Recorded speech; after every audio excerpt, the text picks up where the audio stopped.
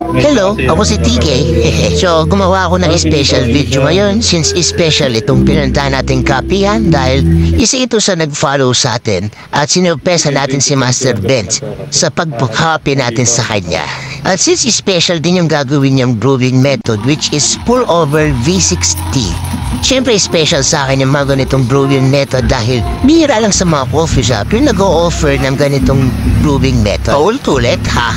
So ang ginamit nga pala dito ni Master Benz na single origin ay from Puerto Arturo, El Salvador. O diba? From South America ito. So ang notes nito ay blossom, tropical, syrupy, at medyo complex. Juicer nito ay Alci Alvaro Moises, Pigeon Apaneca at Huachapan. Altitude 106.50 MSL. Variety niya ay Pacamera. So hindi ito mga Arabica, hindi ito mga Robusta. At ang process nito ay anaerobic natural. Noong August 14, 2023 lang ito na roast ng Volca Coffee Roaster. Amoy niya ay parang juice at medyo so dapat kung ano yung mahaawi mo, yun ang matitikman mo. So ang grams nito ay 15 grams coffee beans. And ang extract natin dito ay nasa 200 ml. So at ay like sa pour over, talaga dito mo malalasahan yung taste notes ng kape. So hindi namin in-explain dyan kung ilang seconds yung unang buhos, pangalawang buhos, kasi baka ibuhos ko sa ito.